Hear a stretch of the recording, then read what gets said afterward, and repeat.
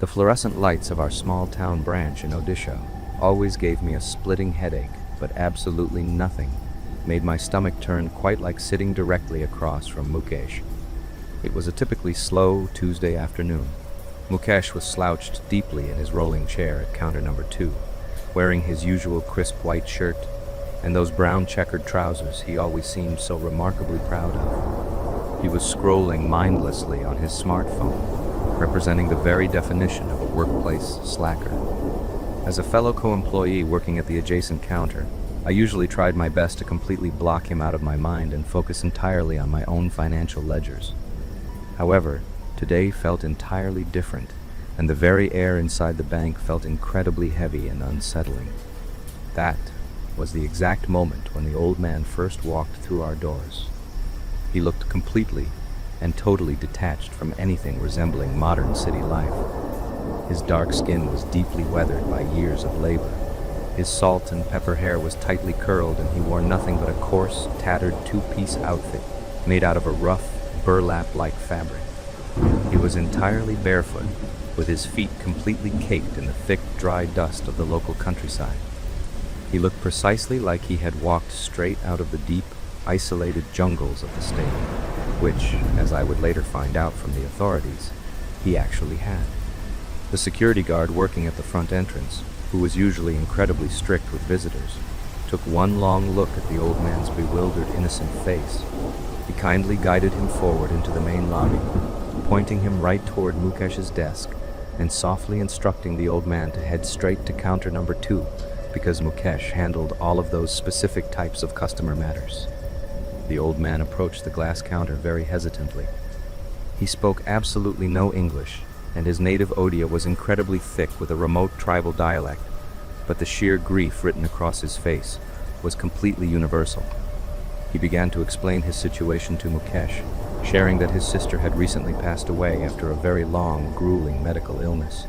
Her husband had already died years ago during the peak of the corona wave, leaving her completely alone.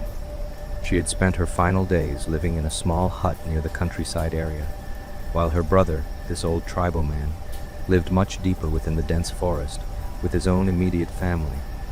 When he had initially learned of her sudden death, he had traveled all the way to her countryside hut to perform their traditional funeral rites.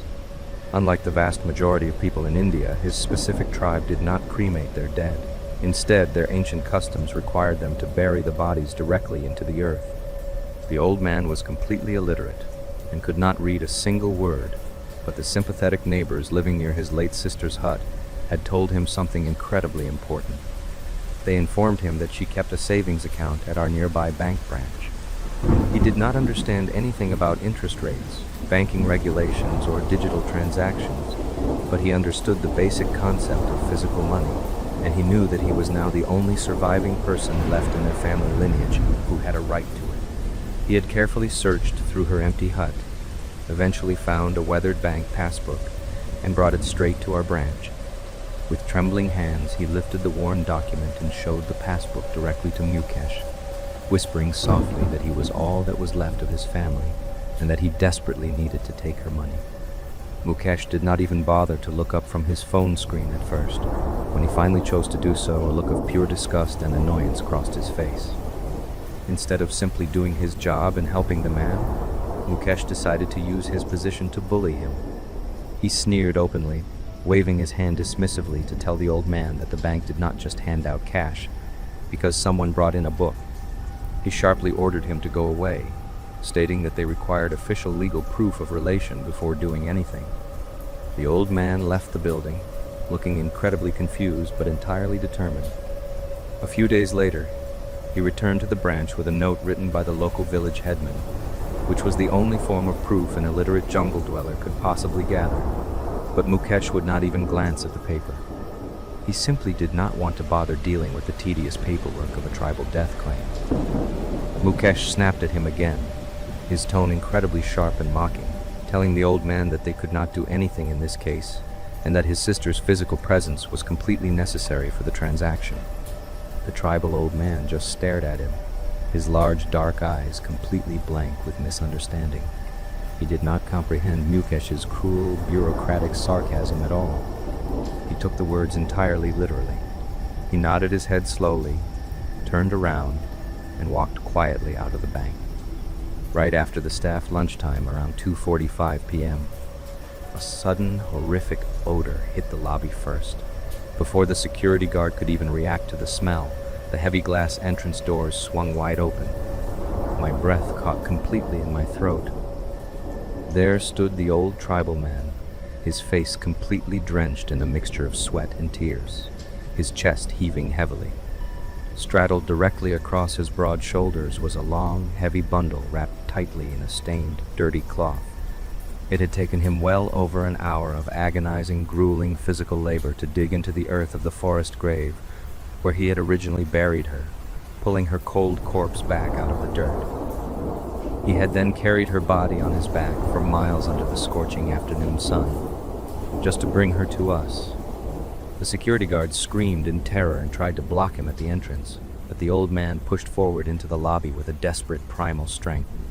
He locked his eyes onto counter number 2 and yelled out with pure agony, crying out to Mukesh that he had finally brought his sister and that they must now give him the money. The entire bank staff froze in absolute paralyzing shock. The lobby went deathly quiet, save for the old man's heavy, ragged breathing on the floor. My hands shook so violently that I could barely function at my desk. I grabbed the landline phone and dialed the police, my voice trembling uncontrollably as I reported the situation. As we waited for the sirens to arrive, I looked across the room. The old man had collapsed entirely to his knees on the tiled floor, weeping silently, his calloused hands clutching the dirty cloth, covering his sister's corpse.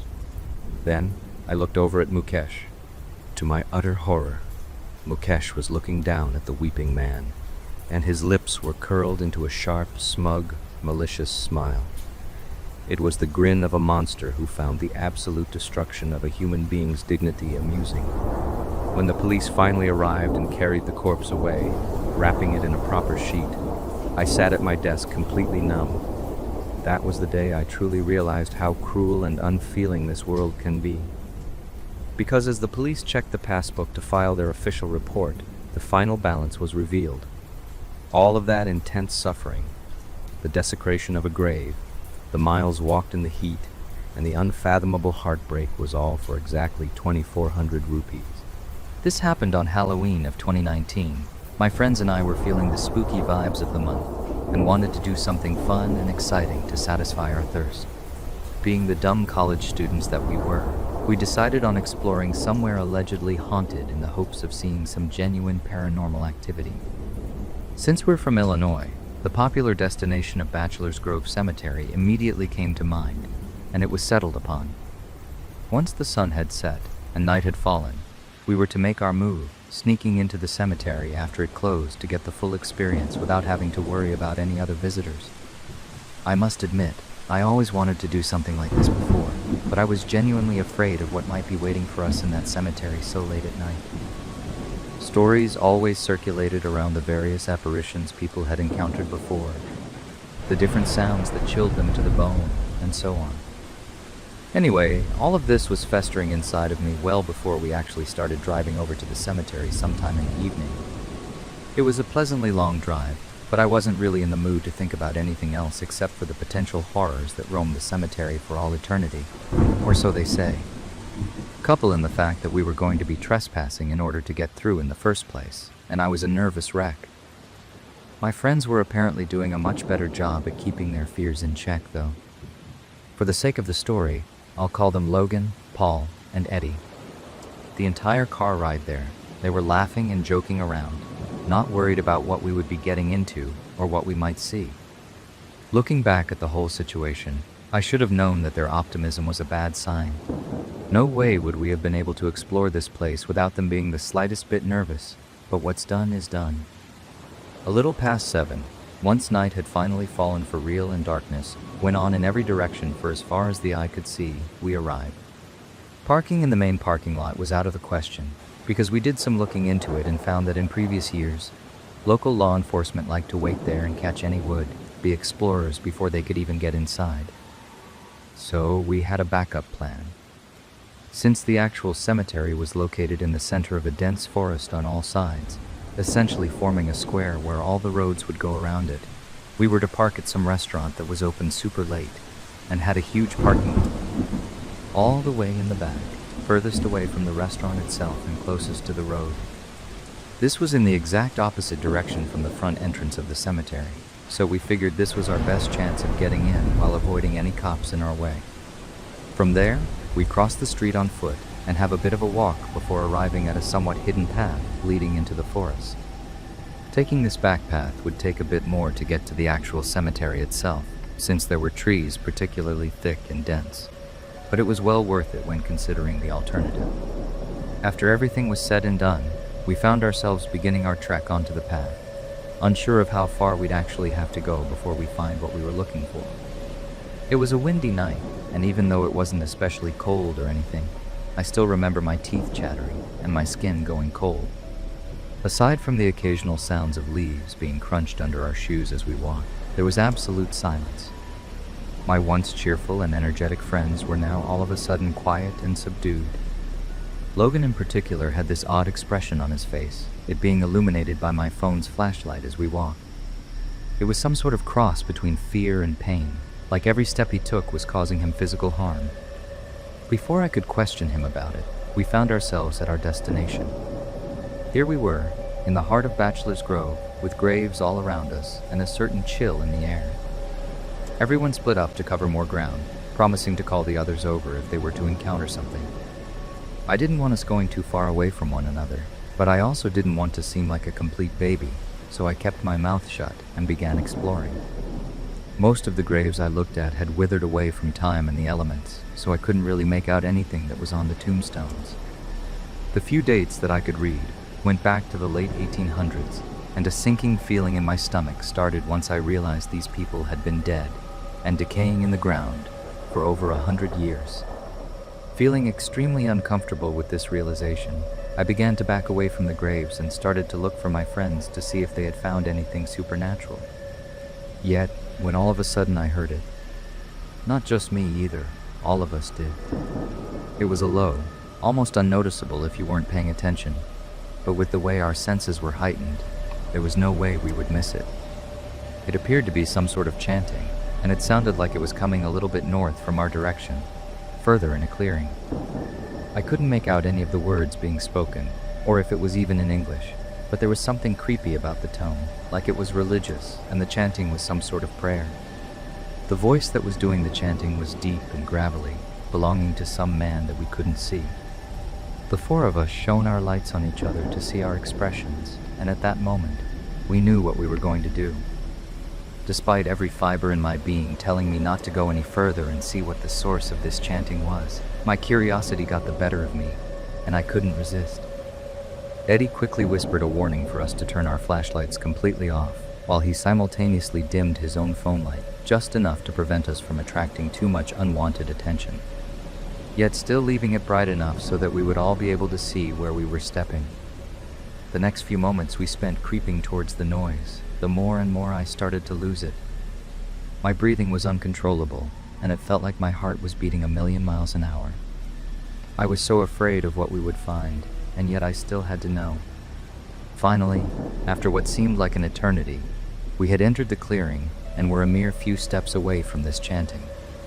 Eddie shone his light in the direction ahead of us, and for just a brief moment, we saw a cloaked figure bent over something in the grass, still chanting in that unrecognizable language.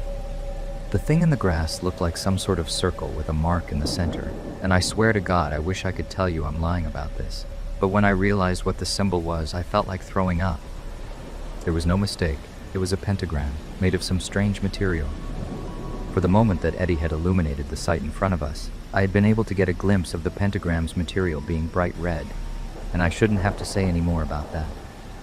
Once the light from Eddie's phone hit the back of the man's head, he immediately stopped chanting and stood up, still facing the direction of the pentagram. I can only describe the next few minutes as truly unadulterated terror. Before we knew it, he screamed a blood-curdling scream that rattled us to the core and turned around, beginning to sprint towards us. Everything happened so fast I couldn't even make out the man's facial features except for deep sunken eyes, and an expression that radiated pure hatred. He really did want to bring us harm, and not wasting any time, we all fled the direction we came from and ran faster than I think any of us had ever run in our entire lives. I couldn't even scream while running. I was too petrified to make any noise. Maybe it was a miracle, but we somehow managed to retrace our steps all the way through the path we took to enter the cemetery and forest, and eventually came out the main road, which was devoid of any traffic for the time being. Afraid of what I would see if I looked back, I made a beeline for the car along with the others and hopped into the back seat, not wasting any time to lock the door and roll up the window. We peeled out of there in no time flat and didn't stop driving 20 over the speed limit until we were at least 10 minutes away. Honestly, I have no idea how far or how long that man chased us, but I do know this for sure. We weren't supposed to be there that night, and we must have been interrupting something important of his. I'll never know what it was, and honestly, I don't hope to ever find out. We never did talk about this experience again after that night, and we never went on another trip to somewhere abandoned or haunted ever again either. I think that fright we felt is enough to satisfy us for the rest of our lives, and I'm thankful beyond words that we all managed to get out together, alive. Right after I dropped out of high school and moved out of my parents' house, I needed work real bad. I would have done pretty much anything for rent money about that time in my life. So I was lucky, or unlucky depending on how a person looks at it, that the local cemetery needed employees. At first, the old-timers who had been working there for 20 or 30 years just wondered why someone so young would ever want to be a gravedigger. It was hard work, really bad on the lower back, but I soon adjusted, and it turned out to be something more akin to a free gym membership than an actual job. I mean it, I got swole pretty fast. And if I'm honest, it only ever felt like work if the weather was bad or we had an actual funeral on site. Otherwise, it was just nice to be able to spend time outdoors. So, the way our cemetery was set up was pretty simple. The majority of the grounds were just regular grave sites, all pretty much the same size and same price. But the northwest corner of the grounds was a private site that contained much larger plots. These were reserved for much wealthier families, and the local undertaker made a lot of cash from selling extravagant grave setups to them. I'm talking whole mausoleums, statues of angels, and stuff like that. We hardly ever visited that area of the site except for cleaning and maintenance duties, and those were never left to me. I didn't take it personally, but the older guys just didn't trust me with all the cleaning chemicals and whatnot that kept the marble and brass fixtures looking fresh. Which is why it was so weird when I got a call on one of my days off, asking me if I had been up to that area recently. My boss was absolutely livid on the phone. I could hear the anger vibrating in his voice, and he pulled no punches when he demanded to know if I had been screwing around on the northwest plots. Of course, I immediately told him no, and explained that the last time I had been up there was simply to watch one of the old-timers using the marble cleaning chemical as part of my training, and that had been months back. He sighed heavily, seeming completely confused and confounded by the whole situation. So I asked him what exactly the issue was. He replied that the explanation could wait until the next time I was at work, leaving me to worry about it in the meantime. I was worried, sure, but I was pretty sure that I had not done anything wrong. Not deliberately anyway, and especially nothing that involved the northwest plots. A couple of days later, when I rolled into work, the atmosphere was incredibly tense. I knew something fairly serious had happened. All I knew was that I would not have to badger anyone to find out why. The boss man walked me out to the northwest plot, silent the whole way, and I knew better than to open my mouth until I found out exactly what was going on. There was already a worker up in the plot tending to one of the graves, and that was when my boss confronted me directly. He told me that if I had been hanging around the area, maybe during my lunch break, eating a few snacks among the opulent grave sites, now would be the time to come clean and tell him. I swore to God that I had not done that, explaining that I knew better than to eat stuff near the graves, as I had been well informed during my training that food attracts wild animals that can in turn do serious damage to some of the resting places. And that was when he broke down the situation for me. Something had tried to dig up one of the freshly dug graves out on the northwest plots. He specifically said something in particular, not someone, because each of us had enough experience to recognize when a grave had been dug up by tools or by hand, or in this case by claw.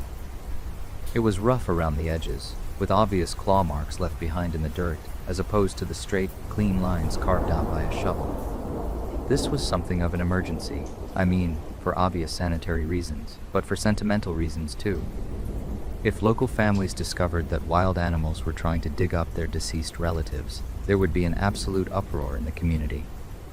Something had to be done, and quickly. A meeting was called among all the gravediggers in attendance. As far as we could tell, the mysterious digging had been taking place overnight and was mostly undertaken by some kind of scavenger animal, like a coyote, a black bear, or maybe even an escaped large dog. The solution was obvious to everyone. Night watchmen would have to be present in the cemetery every single night until the situation was resolved. And guess who was voluntold to be the night watchman for the first full week?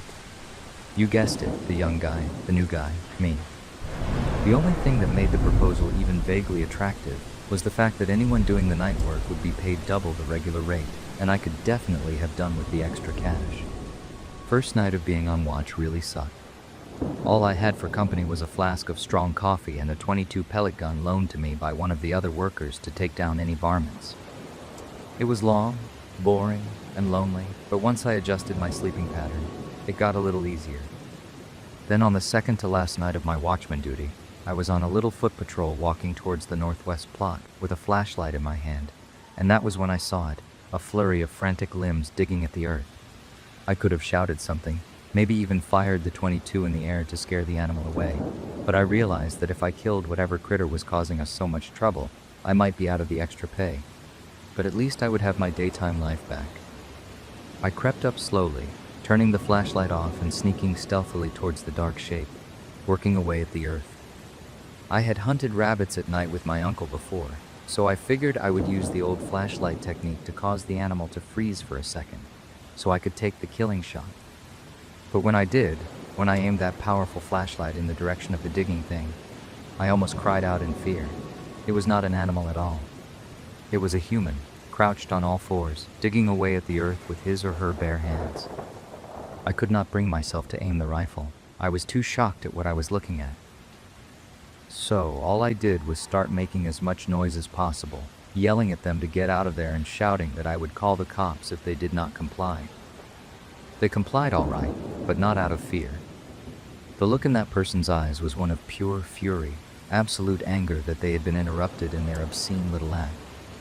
I swear if I had not had that rifle with me, if I had not possessed the means to defend myself that were obvious to them, I honestly do not know if I would be here today to tell this story.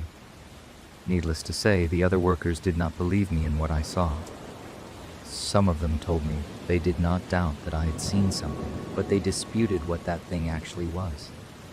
And I get that, I really do, but still I don't know what I saw.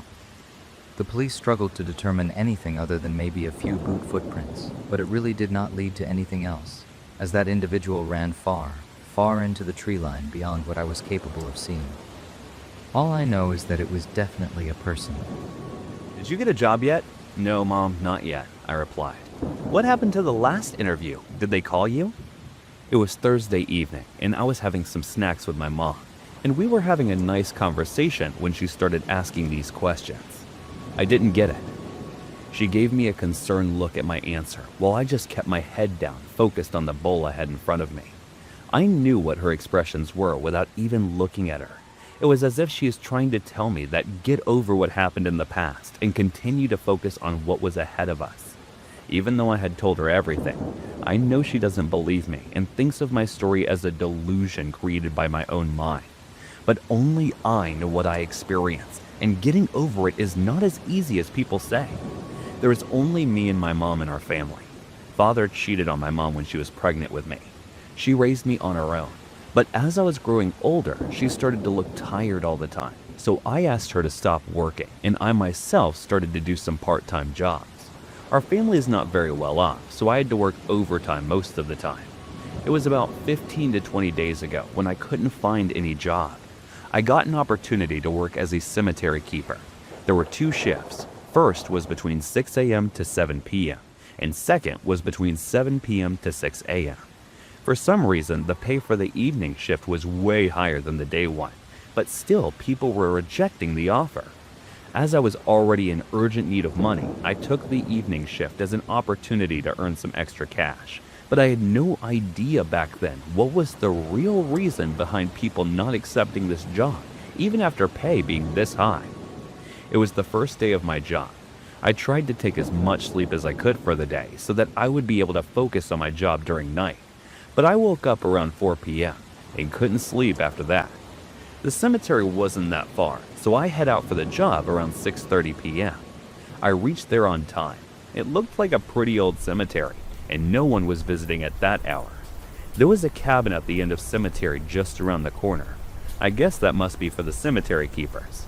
I walked towards it, and I was walking. I saw an old man, must be in his late 50s, from the small window in the cabin. He was sitting in the wooden chair placed inside the cabin. The chair must be for keepers to sit and look and have a watch in the cemetery from that small window. I figured he must be another keeper besides me. Why did they hire another one when they already had a keeper? It's not like people visit at this hour, and there was absolutely no possibility of a robbery at this place. That's what I was thinking at the moment. I walked inside, looked at him, and introduced myself. "Hi, my name is Luca. I'm the new keeper." He stared at me, but no response. It felt awkward to me, so again tried to make the environment a bit of lighter, and asked him if he was also a keeper, but he didn't respond. He stood up and walked out.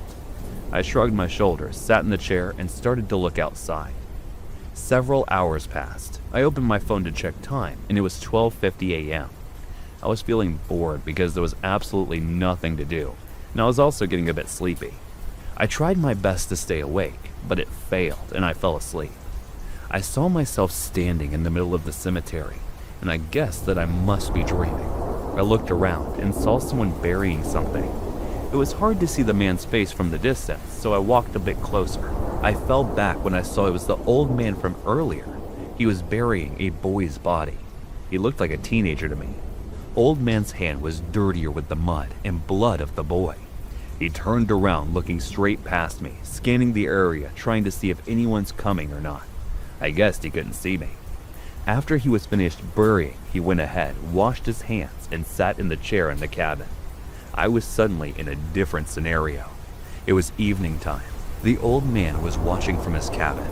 I looked towards the direction, and there were two boys who were sitting in front of a grave where their parents were buried. The old man got up and walked towards them. He started asking them sympathetically about their family and why they were alone there. The boys told him that their only remaining family was each other, and they don't have anyone else. He looked at him with weird eyes, and then his expression quickly changed again to the sympathetic one. He took the boys to the cabin and started talking to them. Between the conversation, old man tooled out some sweets to eat and gave it to them. They suddenly passed out as they were eating. After that, the old man took off their clothes one by one and started raping them. After raping, he took out a large plastic and placed them over that. And then, he first cut their bodies in two halves, and then buried only the upper parts of both in one grave. Then he came back to the cabin and raped the lower halves of their bodies several times over the night. As the sun was about to come out within hours, he buried the rest of the bodies as well. Scenario changed again, and suddenly there was another young teen boy who he had called in. Old man offered the boy sweets, but he refused, saying he doesn't feel like eating anything. The man started to force him to eat, so he stood up to leave. But as he walks outside, the old man hit him in the head and he passed out. Old man was dragging him inside the cabin, but the boy woke up and struggled to get free. The man looked annoyed by that and jumped over to rape him, but the boy kicked him with all his might.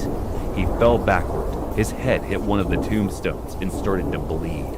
The boy ran outside the cemetery without even looking back. The old man kept staring at his back while taking his last breath. I woke up from a sharp pain in my back, which felt like getting scratched from something. I noticed I was being dragged, so I tried to look around, but there was no one around me. Then I noticed the old man standing at a distance, glaring at me with a monstrous look on his face. I was being dragged towards him. I started to scream for help. I tried to grab whatever came in my way to stop it, but it did not. I was screaming from the top of my lungs so that someone can hear me, but no one could. And I was sure at the time that I am going to die here. At the same time, I felt an invisible force pulling me from the opposite direction, so I looked at the old man's face, but it wasn't him. His face looked annoyed. I looked above my head, but nobody was there. But then suddenly, a figure of the boy who I'm seeing in the dream appeared, and he pulled me toward himself. Once again, I looked toward old man, but there were multiples of teenagers surrounding him, and then they all vanished. I got up immediately and ran outside, terrified from the cemetery. After that, I went straight home and locked myself in my room. My mom was worried from my sudden behavior in return, so she started to knock on the door and ask me questions. I didn't come out my room for 3 days, and when I came out, I told my mom about everything.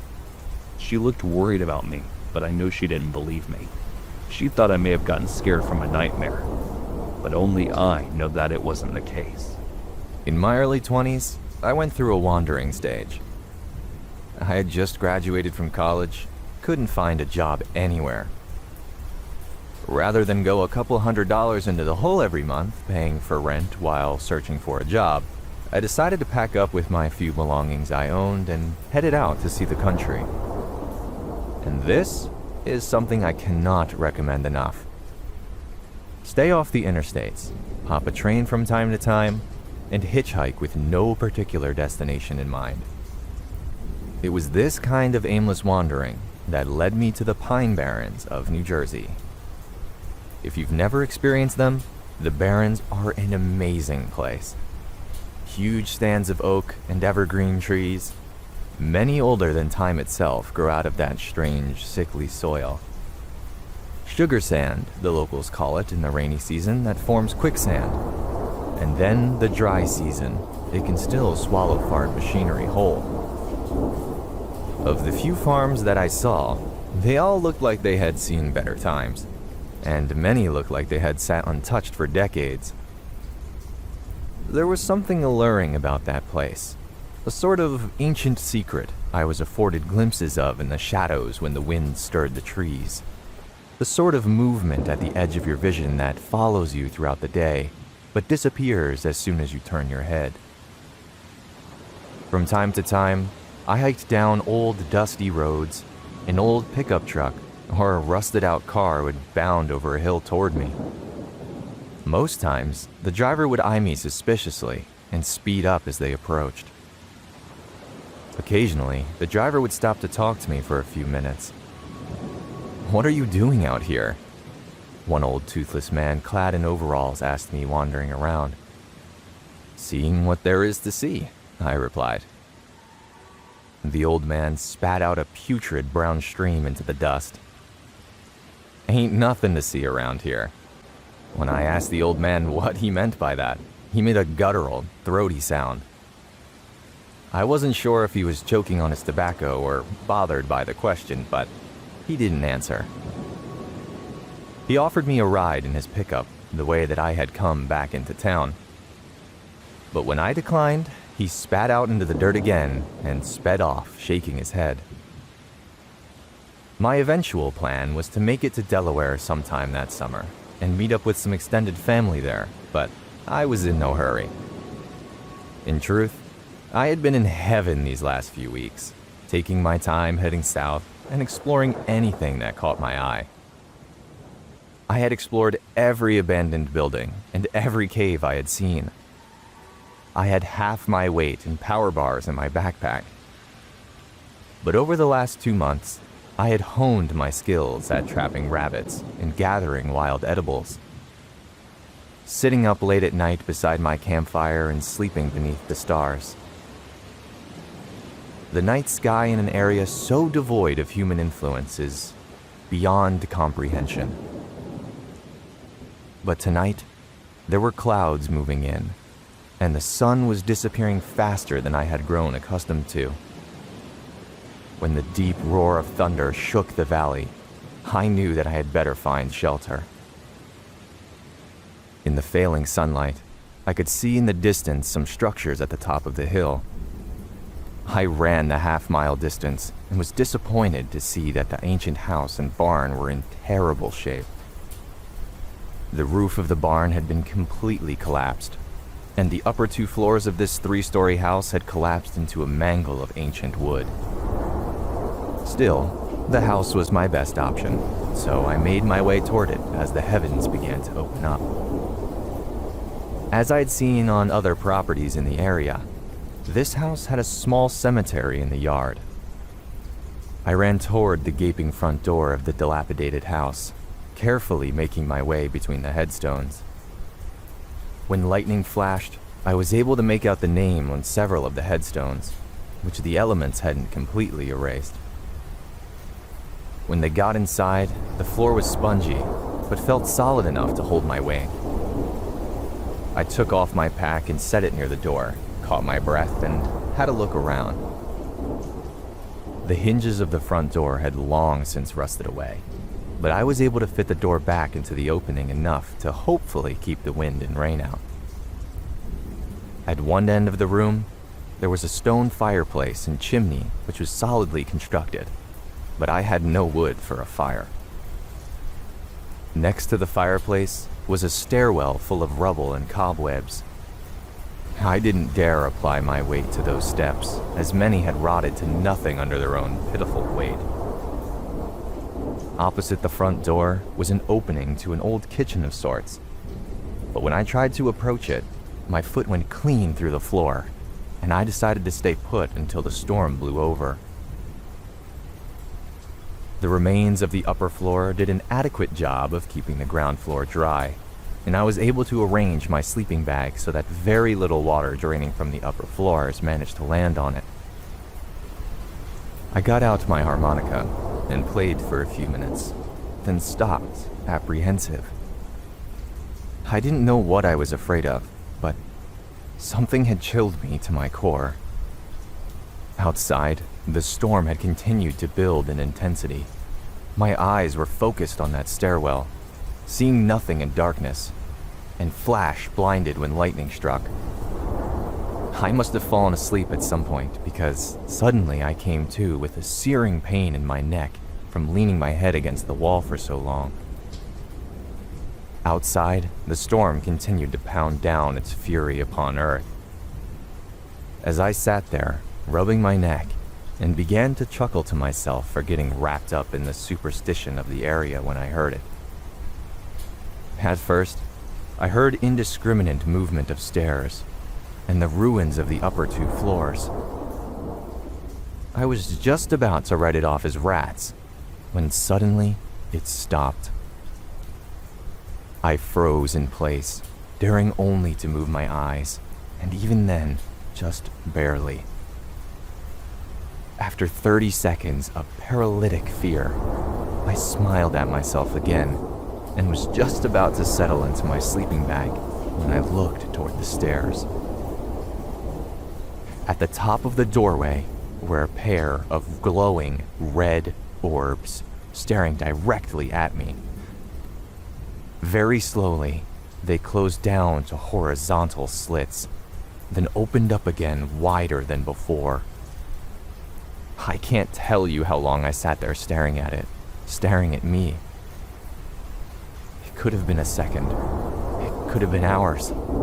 And eventually, my lower-level self-preservation skills began to kick in, and subconsciously, I started reaching for the knife on my belt. Our eyes locked. My hand progressed inch by inch towards my only means of defending myself.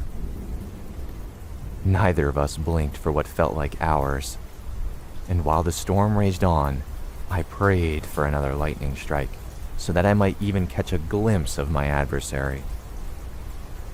But despite the ferocity of the rain, the darkness was absolute. When, at last, my hand reassuringly touched the hilt of my knife, it seemed as if the very fabric of existence was ripped to shreds.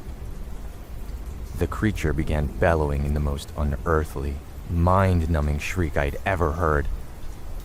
Knowing I only had one chance, in one fluid motion, I released the snap that held my knife in place, and released an inside overhand throw that I had practiced during my years of my misspent adolescence.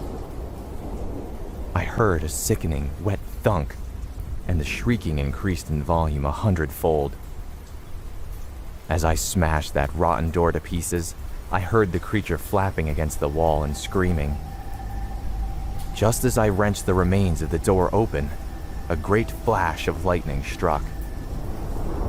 And all around the house, I saw piles of bones, feathers, and fur. I ran as I had never run before, since I ran into my veins pumped acid and my limbs were stone. I couldn't see where I was going, but I could follow the dirt roads by the sounds of the sugar sand slipping roadside debris into the ditches. I didn't dare look over my shoulder. When the sun finally rose, I collapsed in the middle of the road. Heaving, oblivious to the downpour, I awoke with a startle to the sound of a car horn blaring inches from my head. I leaped to my feet and spun around to see the same old man from yesterday holding his sides with laughter. When I opened my mouth to speak, he motioned with his thumb to the back of his truck. I climbed in without a word, and he began to drive. The events of the previous night had begun to replay themselves in my head. What had just happened? No matter how many times I considered what I saw, none of it made any sense. As we drove, I realized how far I had run in the dark. It must have been nearly 10 miles. I was angry with myself for being so terrified by a dream. And that's the only thing that could have been approached from this angle. Everything fit into place and experienced a false awakening. There's so many times in the past when experimenting with dream herbs. I had a nightmare and woke up with adrenaline pumping and abandoned all of my gear in an old house. I suddenly realized that the truck had sat motionless for quite some time, and the old man was turned around in the seat, staring at me. I looked up at him, and he grinned. With sickening horror, I realized that we were at the bottom of the hill on which that wretched house sat. I jumped out of the pickup and thanked the old man who drove off. I slowly walked up the muddy path that led to the house, composing myself. When I reached the yard, I saw the old piles of bones which had shocked me the previous nights during the storm. Of course, there were coyotes and foxes in the area, and I had hunted a couple wild turkeys. The critters probably had their dens around here, and they had been using the house as a windbreak. Inside the house, everything appeared as I had left it. My sleeping bag, my pack, and my harmonica was sitting on the floor, and I could see my knife sticking out of the wall across the room. I packed everything up and put on my backpack, then walked over to the stairs and pulled my knife out of the wall. I was about to return it to the sheath on my belt when I looked at the blade and noticed the dried-on blood and that clump of oily black hair stuck to it.